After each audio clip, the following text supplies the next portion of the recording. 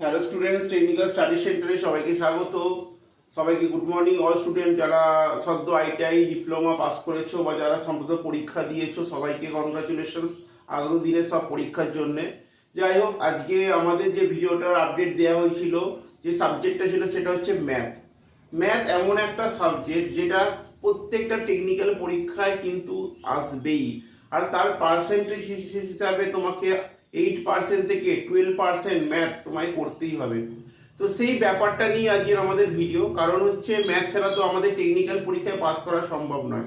প্রথমে আমরা একটা কথা বলি যে অনেকেই আছো, ম্যাক্সিমাম স্টুডেন্টের ক্ষেত্রে ম্যাথের প্রবলেমটা কী হয়, অনেকে প্র্যাকটিসের অভাবে ম্যাথটা অনেকেই ছেড়ে আসতে বাধ্য হও, কিন্তু তারা এইটা বুঝতে পারো না যে ম্যাথ যদি তোমরা ছেড়ে আসো তাহলে কিন্তু মেরিটে নাম্বারটা ওটার ক্ষেত্রে একটা চাপ সৃষ্টি হয় বা একটা কোনো প্রবলেম সৃষ্টি হয়। কারণ ম্যাথের একটা পার্সেন্টেজকে টেকনিক্যালের নাম্বারের সাথে না ধরলে সেখানে মেরিটে আসার সম্ভাবনা অনেক কম থেকে যায়। তাহলে সেই ম্যাথ, তাহলে আমাদের আজকের ভিডিওটা কি হতে পারে, যদি আমরা ম্যাথ ছেড়ে আসি তাহলে কি আমরা পাস করবো না, ম্যাথ যদি করি তাহলে সেটা কটা করতে হবে নর্মালি আমাদের মেরিটে নাম তোলার জন্য, সেটা নিয়ে আজকের আমাদের ভিডিও। যাই হোক, প্রথমে আমি চলে আসবো যে আমাদের টেকনিক্যাল পরীক্ষায় কোন কোন পার্ট থেকে ম্যাথগুলো আসে সেটা আমাদের জানতে হবে। তো প্রথমেই তোমরা একটু বোর্ডের দিকে লক্ষ্য রাখো। এখানে ম্যাথের একটা আমি লিস্ট বানিয়েছি, যে লিস্টটা কিন্তু তোমাদের টেকনিক্যাল স্টুডেন্টদের ক্ষেত্রে মানে এটা ভ্যারি করে, প্রত্যেকটা টেকনিক্যাল পরীক্ষায় এই ম্যাথগুলো থাকে। এবং নর্মালি এখানে 1 থেকে সিরিয়াল অনুযায়ী 20টা সিরিয়ালে ম্যাথ আছে, কিন্তু 20টা আইটেমের উপর তো ম্যাথ থাকবে না, এখান থেকে হয়তো 6টা কি 7টা বা 8 থেকে 10টা আইটেমের উপর অঙ্ক থাকবে, বাকিটা বাদ হয়ে যায়। কিন্তু নর্মালি আমাদের সব কটা সেটই করতে হয়, কারণ হচ্ছে কোন সেট থেকে অঙ্ক আসবে কোন সেট থেকে অঙ্ক আসবে না সেটা আমরা জানি না। তোমরা যদি এই অ্যাজ পার এই সিকোয়েন্স এই ধরো সিরিয়াল অনুযায়ী প্রত্যেকটা ম্যাথকে যদি মানে ফলো করো তাহলে কিন্তু কমন পাওয়ার সম্ভাবনা কিন্তু 100%। ইভেন চূড়ান্ত সাফল্য বা মেরিট লিস্টে নাম ওঠাটাও কিন্তু একটা অবশ্যম্ভাবী থেকে যায়।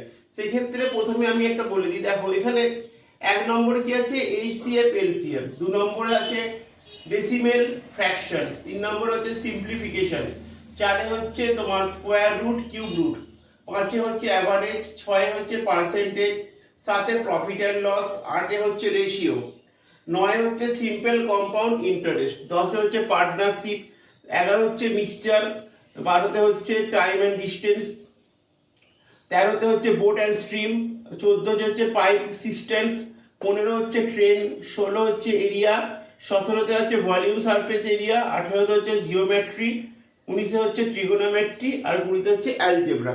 তো এই 20টা যে সিরিয়ালের ম্যাথ আছে এগুলো কিন্তু ম্যাক্সিমাম পরীক্ষাগুলোতে এসে থাকে। তো এই ক্ষেত্রে কি হয়, তো আমাদের নর্মালি যে অঙ্কগুলো থাকে সেখানে কিন্তু একদম 100% কমন থাকে, যেগুলো সেগুলো হচ্ছে HCF LCM, decimal fraction, simplifications, square root, average, percentage, profit, ratio, simplification. এখান থেকে থাকে মিক্সচার থাকে, বোর্ড স্ট্রিম থাকে, ট্রেন থাকে, এরিয়া থাকে, ঠিক আছে, আর কিছুটা ট্রিগোনোমেট্রির উপর থাকে। তো এখানে নর্মালি এগুলো থেকে থাকবে। এবার ধরো যদি 8% বা 12% অঙ্ক আসে তাহলে এখানের মধ্যে তোমাকে একটা ক্যালকুলেশন আসতে হবে এখান থেকে কতগুলো পার্ট থেকে আসতে পারে। এবার বলে দিই, নর্মালি অঙ্ক মানে ম্যাথটা কিন্তু অনেকেই ছেড়ে আসছে, এখন দেখা যাচ্ছে ম্যাক্সিমাম স্টুডেন্টই অঙ্কেতে একটা ভীতি যে অঙ্ক হয় না, বা অঙ্কে অনেক কি হয় যে অঙ্ক যারা প্র্যাকটিস করে না তারা হচ্ছে তাদের কি ক্ষেত্রে কি হয় অঙ্কটা ছেড়ে আসতে বাধ্য হয়, আবার যারা অঙ্ক প্র্যাকটিস করে তাদের ক্ষেত্রে কিন্তু টেকনিক্যাল পরীক্ষায় পাস করাটা ইজি হয়ে যায়। তার জন্য আলাদা কোনো মাথা খাটানোর দরকার নেই। নর্মালি তোমরা যদি 1 ঘন্টা করে বাড়িতে ম্যাথ প্র্যাকটিস করো তাহলে কিন্তু তোমাদের ম্যাথটা কমন পাওয়ার চান্স থাকবে। আবার অনেকের আছে ম্যাথ জানো প্র্যাকটিস করো না, কিন্তু প্র্যাকটিসের অভাবে কি হয় হাতে স্পিডটা বাড়ে না, পরীক্ষা হলে ম্যাথ তোমার কমন পড়ে যায়, ম্যাথ তুমি পড়তেও পারো, কিন্তু কি হয় যেহেতু প্র্যাকটিসের অভাব, হাতে স্পিড কম, সেই জন্য অঙ্ক করতে পারার সত্ত্বেও কিন্তু অঙ্ক ছেড়ে আসতে বাধ্য। তো বিভিন্ন কারণ উঠে আসে অঙ্কটাকে অ্যাভয়েড করার জন্য। তো এই জায়গাটা কিন্তু তোমাদের কিওর করতে হবে। দেখো এখানে এইখানে বলে দিই, এখানে যদি তোমরা অনেকে আছে যে পরীক্ষায় নর্মালি কিছু অঙ্ক করতেই হবে, সেক্ষেত্রে অনেকে অঙ্কটাকে যারা ভীতি প্রকাশ করো মানে ভয় পাও তাদের ক্ষেত্রে বলছি, যেমন জিওমেট্রি, ভলিউম সারফেস থেকে 17, 18, 19, 20 এই 4টে পার্টের অঙ্কটা কিন্তু একটু প্রচণ্ড টাফ। কারণ এটা উইথ প্র্যাকটিস না করলে তো তুমি পারবেই না, প্র্যাকটিস করলেও কিন্তু এটা মানে ভালো করলেও কিন্তু এটা অঙ্ক প্র্যাকটিস করলেও অঙ্কটা অনেক সময় ভুল হয়ে যায়, কারণ এটা যথেষ্ট তোমায় গুরুত্ব দিয়ে ভেবে অঙ্কগুলো করতে হয়। Volume surface, geometry, trigonometry, algebra, এই অঙ্কগুলোকে তোমাদের যদি তোমরা মনে করো যে ম্যাথ করবে বা ম্যাথের ভীতি আছে, তাহলে এই 4টে স্টেপকে তুমি ছেড়েও আসতে পারো। ছেড়ে বাকি 1 থেকে 16 যে সিরিয়াল আছে, এই সিরিয়ালের মধ্যে তুমি যদি অঙ্ক প্র্যাকটিস করো, যদি যারা পারো না, মানে যারা যারা অঙ্ক পারো না তাদের ক্ষেত্রে বলছি, যারা পারো তাদের ক্ষেত্রে এই 4টেকে আমি ইনক্লুডিং করছি। আর যারা অঙ্ক একদমই পারো না কিন্তু পরীক্ষায় করতেই হবে, সেই তাদের জন্য এক্সক্লুডিং করে দিচ্ছি, যেটা হচ্ছে 1 থেকে 16 পর্যন্ত। এবার একটা জিনিস তোমাদের বলি যে অঙ্কটা যে তোমাদের এর মধ্যে যে অঙ্কগুলো থাকবে নর্মালি আমাদের এবার আসল যে ভিডিও যে সাবজেক্টটা আমি চলে আসছি, যে সাবজেক্টে কি বলেছিলাম, আমাদের কি অঙ্ক পরীক্ষায় ছেড়ে আসলে পাস করব না, যদি অঙ্ক করি তাহলে কতগুলো করলে আমার মেরিটে আসবে। তাহলে প্রথম কথা বলি, ম্যাথ যদি আমরা পরীক্ষায় ছেড়ে আসি, কোনো টেকনিক্যাল পরীক্ষায় rail, SAIL, ordnance, DRDO, MTS, MES থেকে শুরু করে যত রকম ISRO, NPCIL, Bharat petroleum, Hindustan petroleum, NTPC, power grid, যত রকম এক্সাম আছে প্রত্যেকটা পরীক্ষায় ম্যাথের যে পার্টটা সেটা তোমায় কিন্তু করতেই হবে। যদি তুমি এরকম ভাবনা চিন্তা নিয়ে পরীক্ষায় এন্ট্রি করো যে আমি যাচ্ছি পরীক্ষায় জিকে, জিআই, রিজনিং, ইংলিশ সবকিছু পারবো, ম্যাথ আমার প্র্যাকটিস নেই, ম্যাথ আমি করবো না, তাহলে কিন্তু এটা এই সিদ্ধান্তটা তোমার ক্ষেত্রে একটা মারাত্মক ভুল হবে। কারণ উইদাউট ম্যাথ ছাড়া তুমি কোনো টেকনিক্যাল পরীক্ষায় দাঁড়াতে পারবে না। নর্মালি টেকনিক্যালে একটা রেশিও হয়, কারণ হচ্ছে রিজনিং পার্টটা মানে পাস করার যে ফান্ডাটা কি ম্যাথে, রিজনিং পার্টটা ম্যাক্সিমাম স্টুডেন্টই পেয়ে যায়, ঠিক আছে। যেরকম টেকনিক্যাল পার্টটা যেহেতু ম্যাক্সিমাম স্টুডেন্টই নাম্বারটা কিন্তু গ্রো করে। এবার আর চলে আসে জিকের পার্টটা, জিকের পার্টটা যদি একটুখানি কারেন্ট অ্যাফেয়ার্সের প্রবলেম হয়, তাছাড়াও কিন্তু ম্যাক্সিমাম স্টুডেন্টই জিকের পার্টটা গ্রো করে।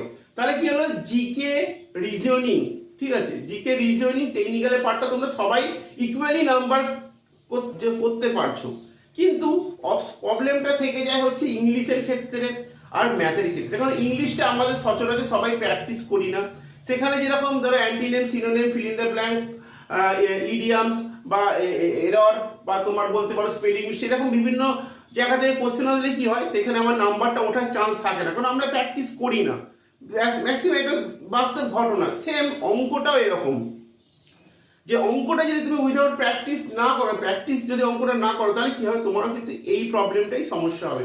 তাহলে কি হলো, যখন তুমি ইংলিশ, রিজনিং বা জিকে থেকে নাম্বার তুলে ফেলছো, ম্যাথটা তুমি ছেড়ে আসছো, ঠিক তোমারই পাশের বন্ধু বা তোমারই পাশের কোনো স্টুডেন্ট সে কিন্তু ম্যাথটা কিন্তু করে ফেলছে। এবার 10টা অঙ্ক পরীক্ষায় এলে তুমি যদি অঙ্ক ধরো 2টো কি 3টে অ্যাটেন্ড করে বাকি 7টা ছেড়ে আসছো, আর বাকি তোমার পাশের স্টুডেন্ট সে যদি 10টাই করে ফেলছে, তাহলে 7টা নম্বর তোমার থেকে এগিয়ে যাচ্ছে। মানে 7টা নম্বর ম্যাথে পাওয়া মানে সে কয়েক লাখ স্টুডেন্টের সাথে ফ্ল্যাকচুয়েট করছে মেরিটে। সুতরাং এইটা ভাবনা বিষয় হচ্ছে ম্যাথ তোমাকে করতেই হবে, উইদাউট ম্যাথ ছাড়া তোমায় পাস করা সম্ভব নয়। আশা করি এটা ব্যাপারটা তোমার বোঝা গেল। এবার চলে আসবো সেকেন্ড পয়েন্টে, যদি ম্যাথ আমি না ছাড়ি, ম্যাথ তাহলে আমায় করতেই হচ্ছে, কিন্তু আমি ম্যাথে খুবই ভীতি বা আমি ম্যাথ পারি না বা আমার ম্যাথ করতে ভয় লাগে, আমি সময় অঙ্ক করে উঠতে পারি না, ক্যালকুলেশনে ভুল করি, তাহলে আমার ক্ষেত্রে কি হবে, আমি কি কোনোদিনই টেকনিক্যাল পরীক্ষায় পাস করতে পারবো না? এই কোশ্চেনটা যদি তুমি তোমার মধ্যে জাগিয়ে তোলো, তাহলে একটা কথা আমি তোমায় বলবো, তুমি অবশ্যই টেকনিক্যাল পরীক্ষায় পাস করতে পারবে, কিন্তু নর্মাল কিছু অঙ্ক তোমায় করতে হবে, যেখানে পার্সেন্টেজটা তোমার এখনো পর্যন্ত যে ছিল যে তোমার 10টা 12টা অঙ্ক ঠিক করতেই হবে, সেক্ষেত্রেও কিন্তু তুমি নর্মালি কিছু ম্যাথ করেও কিন্তু মেরিটে নাম তুলতে পারো। ক্যালকুলেশন তোমার ম্যাথে ভুল হলে সেই জায়গাটা কিওর করতে পারো, ঠিক আছে।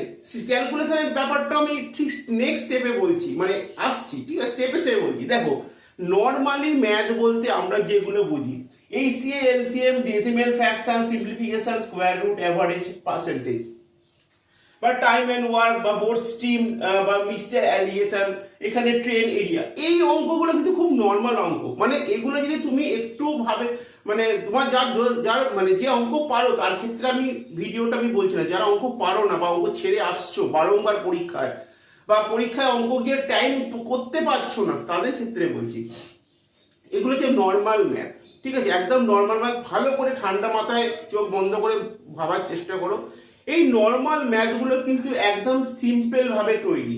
পরীক্ষা তুমি যদি 10 ইয়ার্স বা 10 ইয়ার্স যদি ফলো করো ম্যাথের উপর যে কোশ্চেনগুলো দেখবে ম্যাক্সিমাম এলসিএম এইচসিএফ বা স্কোয়ার অ্যাভারেজ রুট রেশিও এখান থেকে অঙ্কগুলো কিন্তু থাকছে প্রতিবারেই থাকছে। তাহলে এইগুলোকে তোমাকে নর্মালি প্র্যাকটিস করতে হবে, কারণ প্র্যাকটিস যদি না করে একদম ছেড়ে আসলে তো পাস করবে না, কিছু তো করতে হবে, কিছুর মধ্যে তাহলে আমাকে বেছে নিতে হবে সহজ অঙ্কগুলো। তাহলে এই অঙ্কগুলো আমরা কিন্তু প্রথমে যেগুলো আমি বলে দিলাম এগুলো কিন্তু সহজভাবে একটু প্র্যাকটিস করব। তাহলে কি হলো, যেখানে আমি 12টা অঙ্ক আমায় করতেই হতো সেখানে হয়তো আমি 12টা করতে পারছি না, কিন্তু সেখানে আমি 7টা তো করতে পারছি, 8টা তো করতে পারছি। তার মানে বোঝা যাচ্ছে আমি অনেকভাবে কিছুটা পরিমাণ হলেও অনেক আলাদা, মানে আমি কিছুটা পরিমাণ গ্রো করলাম, অন্য স্টুডেন্টকে একটু পেছনে ফেলার চেষ্টা করলাম, মানে যারা অঙ্ক একদমই টাচ করলো না তার থেকে তুমি 7-8টা অঙ্ক এগিয়ে আছো, তার মানে কিন্তু তুমি মেরিটের মধ্যে আসছো আস্তে আস্তে। এবার চলে আসছি নেক্সট জাস্ট পয়েন্টটা, তুমি বলছিলাম যে অঙ্কর মধ্যে ক্যালকুলেশন অনেকের আছো যে অঙ্কটা তুমি পারো কিন্তু টাইম এর অভাবে অঙ্কটা তুমি করতে পারলে না, মনে হচ্ছে কি যদি আরেকটু টাইম পেতাম তাহলে অঙ্কটা আমার হয়ে যেত। কিন্তু দেখো এখানে একটা কথা বলি, টাইম কিন্তু তোমার যথেষ্টই ছিল, কারণ একটা পরীক্ষায় অলরেডি টাইমটা ক্যালকুলেশন করেই দেওয়া হয় পার কোশ্চেনের উপর কতটা করে সময় পাচ্ছ। ঠিক আছে, হিসাব মতো দেখতে গেলে তুমি যদি তোমার 1 ঘন্টায় তোমার 150খানা 1 ঘন্টা 1.5 ঘন্টায় 100খানা কোশ্চেন, ঠিক আছে, তো 1.5 ঘন্টা 100খানা কোশ্চেন মানে ধরো 60 মিনিটে 1 ঘন্টা, তুমি হিসাব মতো তোমার 150খানা কোশ্চেন, তাহলে তোমার এখানে ক্যালকুলেশন হিসাবেও দেখা যাচ্ছে তুমি একটা কোশ্চেনের জন্য 1 মিনিটও পাচ্ছ না ঠিক সময়, কিন্তু তার মধ্যেও তোমার ওই টাইমের মধ্যেই অঙ্কটা ঠিক করতে হবে। তাহলে কি আর প্রসেস, তাহলে তোমাকে এখানে র্যান্ডম প্র্যাকটিস করতে হবে। আর ক্যালকুলেশনের ব্যাপারটা যারা লেট করে ফেলছো, অঙ্ক পাচ্ছ কিন্তু সময়ের অভাব, তারা কি হচ্ছে নর্মালি বাড়িতে আমরা প্র্যাকটিস যখন করি অঙ্ক, তারা অনেকেই কি করি সামনে ক্যালকুলেটর বা মোবাইল ডিভাইস দিয়ে অঙ্কর ক্যালকুলেশনটা করি। এই জিনিসটা তোমরা কেউ করো না, তোমাদের সবাইকে আমি রিকোয়েস্ট করছি, এই আমাদের সবকিছু ডিপেন্ড করে প্র্যাকটিসের উপরে। আমরা যত ভালো প্র্যাকটিস করব আমরা তত ভালো আউটপুট দেবো, ইনপুট যেরকম নেব আউটপুটটাও সেরকম দেবো। হয়তো 100% আমাদের output input equally efficiency show করবে না, কিন্তু ম্যাক্সিমামটাই হবে। সুতরাং আমরা যদি বাড়িতে একটা অঙ্ক করতে গিয়ে ক্যালকুলেশনে হাতে করছিলাম, হট করে আটকে গেল, আমি ওটা খাতায় করতে থেকে আমি কম্পিউটার ডিভাইসে বা ক্যালকুলেটারে চলে এলাম, তাহলে কি হলো ওই প্র্যাকটিসটা আমার ওখানেই থেমে গেল।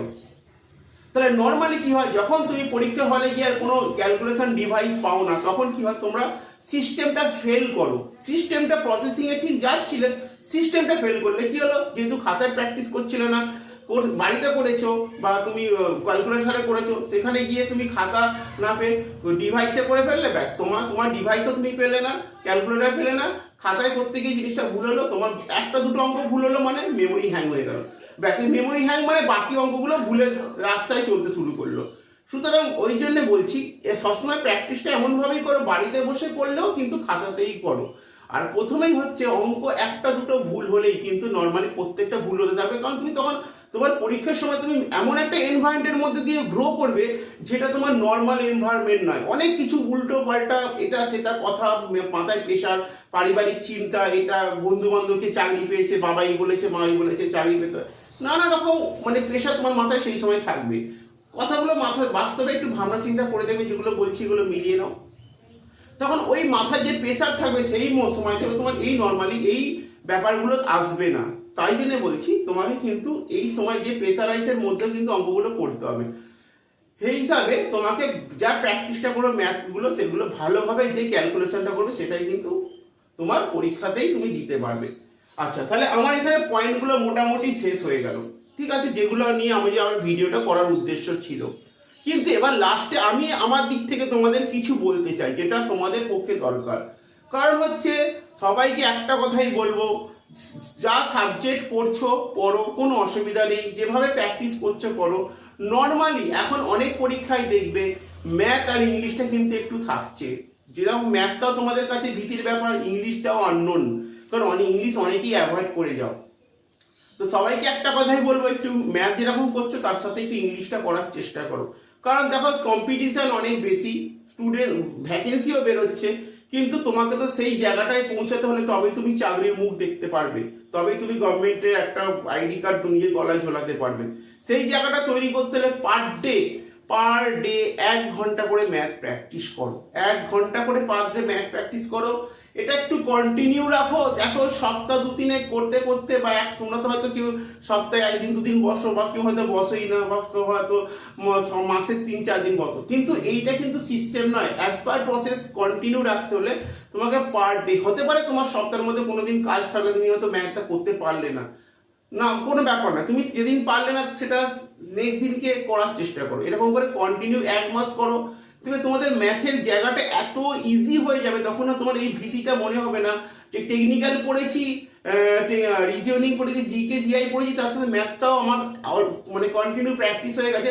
তাহলে কি হবে, তুমি ম্যাথটাও কিন্তু নর্মালি 10% অঙ্ক তুমি করে আসতেই পারবে পরীক্ষায়, সেখানে তোমার ফ্ল্যাকচুয়েট হওয়ার কোনো ব্যাপার নয়, তোমার মেরিটে নাম্বার থাকবেই থাকবে। তো এইটাই হচ্ছে আজকে আমার বলার উদ্দেশ্য ছিল। তাহলে ম্যাথ তোমাকে পরীক্ষায় করতেই হচ্ছে, ম্যাথ ছাড়া আমাদের টেকনিক্যাল পরীক্ষায় পাস করা সম্ভব নয়। নর্মালি 10টা অঙ্ক আমায় ঠিক করতেই হবে, আর বাড়িতে বসে পার ডে 1 ঘন্টা ম্যাথ প্র্যাকটিস করবে, ঠিক আছে? তাহলে এই যে আজকের ভিডিও, আমি নেক্সট আরো ভিডিও নিয়ে আসবো, যেটা তোমাদের যে সমস্যাগুলো হয় আর কি এরপরে দিয়ে আসবো, মানে ইংলিশ কতটা জরুরি তোমাদের টেকনিক্যাল পরীক্ষার ক্ষেত্রে, সেটার ভিডিও আমি নেক্সট ভিডিওতে আমি দিয়ে দেবো, ঠিক আছে? তো আজকে আমি এখানে আমার ভিডিও শেষ করছি। যদি ভিডিওটা ভালো লাগে অবশ্যই লাইক শেয়ার কমেন্টস করো।